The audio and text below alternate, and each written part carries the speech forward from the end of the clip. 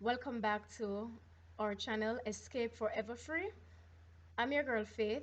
Here we are working together towards restoring physical, mental, spiritual, and social wholeness. For those joining for the first time, here we are a team, as I said, and we are working towards practical steps that we take in an effort to restore physical, mental, spiritual, and social wholeness. So we do devotionals, we do exercise, we do health tips, we do counsel, motivational conversations or motivational presentations as we work towards this. This COVID time is a very stressful period, and this is a support team that you can join for an anchor and a crutch in this time. All right, so this is our devotional time where we encourage 1 hour alone time with God. So we're about to get into that. Let us pray. Father, we thank you for another day that you've brought us to, the first day in the working week. We thank you for all the challenges and that are ahead of us. We thank you for all the blessings that are ahead of us. We pray that you send your Holy Spirit to possess us. So first, wash us, cleanse us from all our iniquities.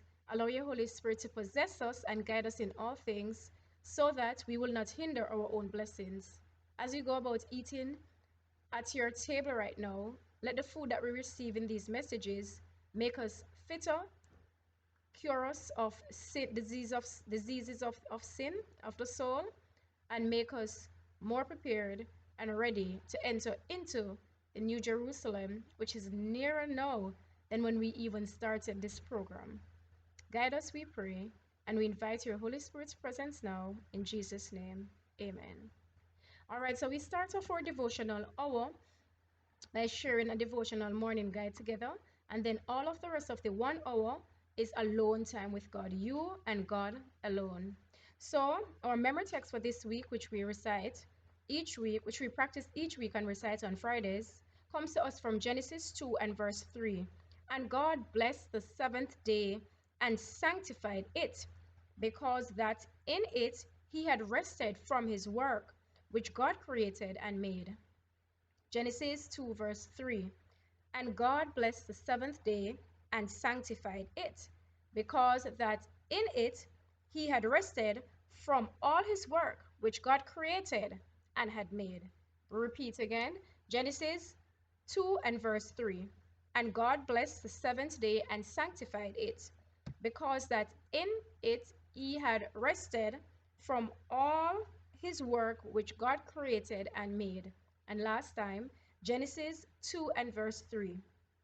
And God blessed the seventh day and sanctified it, because that in it he had rested from all his work which God had made.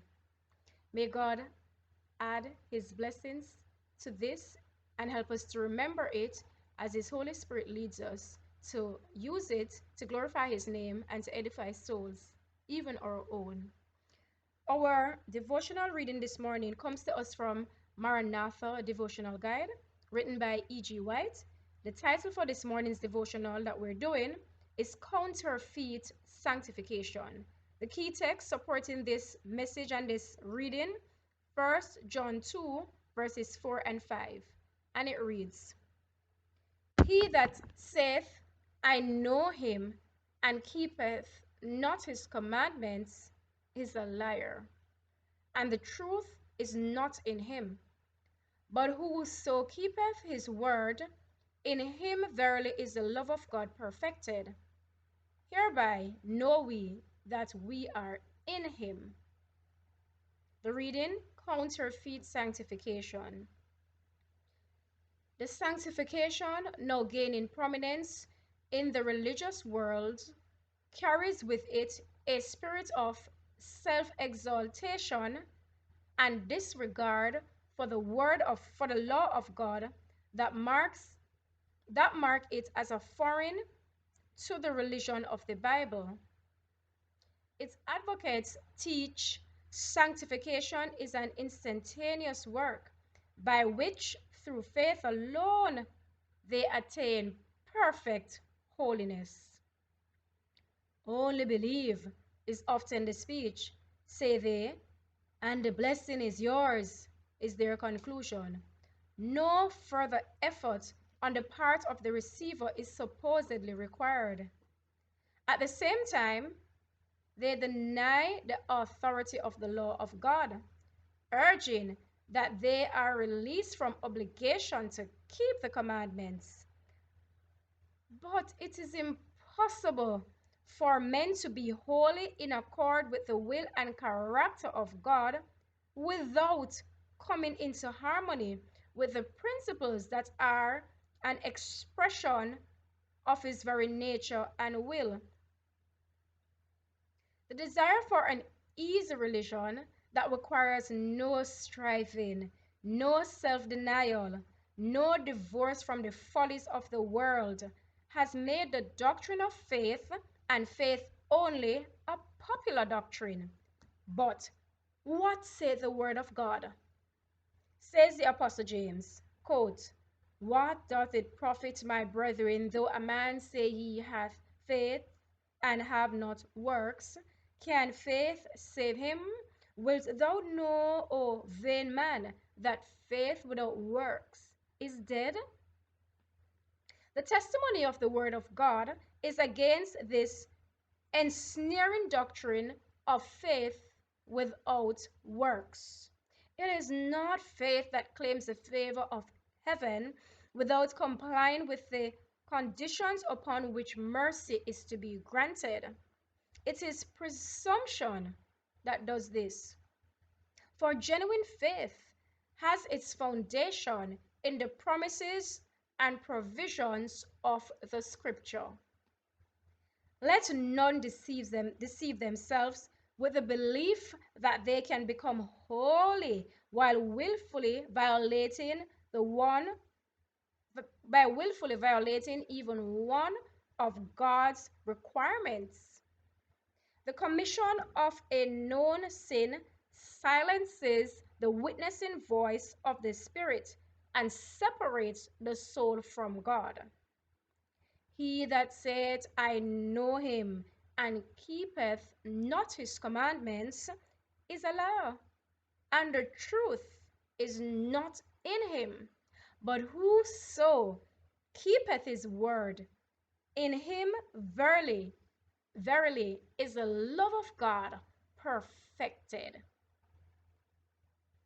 1 John 2, verses 4 and 5. This morning's devotional challenges us to examine what it is that we are doing in our journey with God. As we work towards receiving His sanctification, not that we can apply it ourselves or work to be rewarded in terms of our effort being so great, however, through the grace of God, as we live under the conditions that are required for the sanctification of man, then we can surely all receive it. Faith without works, a very popular doctrine, we are reminded today, is not of God. It is not supported biblically. Second to that, we are invited to practice what we preach. So, whatever it is that our faith teaches us, we are to follow after it diligently.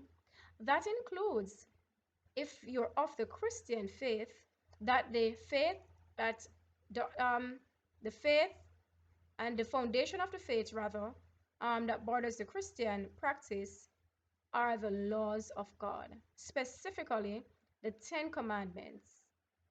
If we should seek to deny the practice of even one, or the adherence and the surrender to even one of these commandments, then we would have been unfaithful in obeying all of these commandments. I didn't say it, the Word of God does.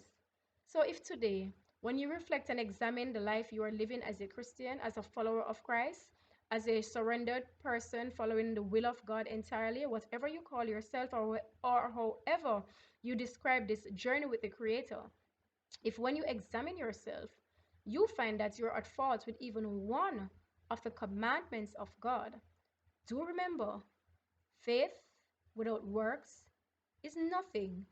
And if you say you love Him and you keep not His commandments, you're a liar. Who are you today?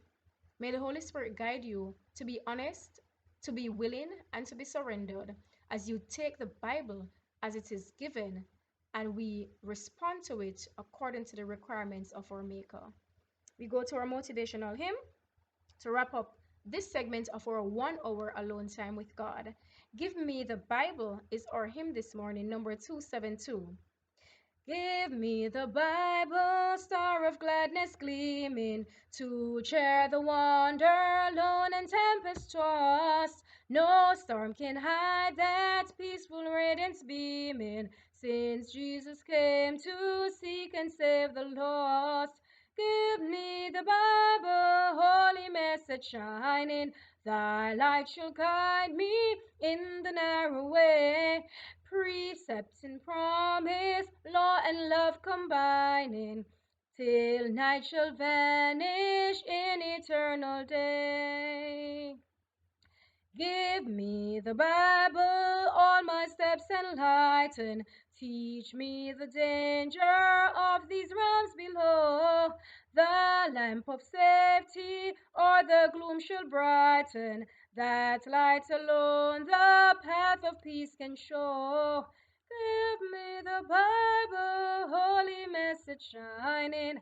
Thy light shall guide me in the narrow way.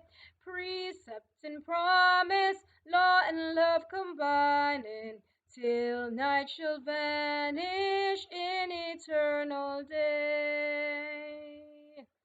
Amen. Let us pray. Father, we thank you for the word according to it is written in the Bible that reminds us that counterfeit sanctification will not get us to the perfect character that we must have to enter into New Jerusalem.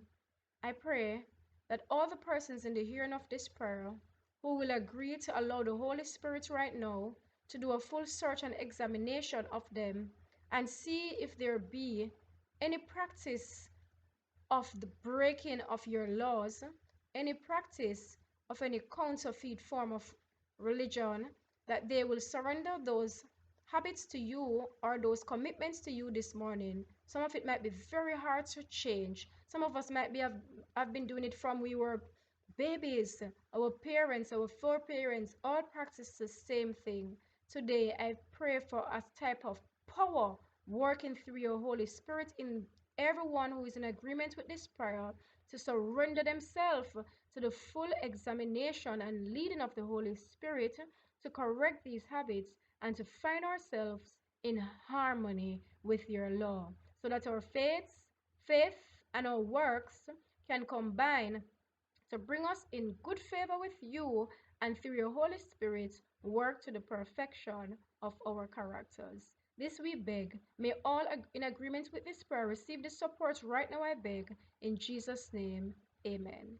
I pray that you truly invite the Holy Spirit to give you this support and to take you out of any error that you might be practicing as it concerns the principles and the laws of our God Almighty, especially as this reference pointed out the law, the 10 Commandment law.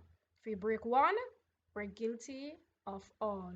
If you love him, keep his commandments. Let the words of our mouths and the meditation of our hearts be now and always acceptable in thy sight, O Lord, our strength and our Redeemer. Walk good, but above all, please walk with God. Love you all. See you soon.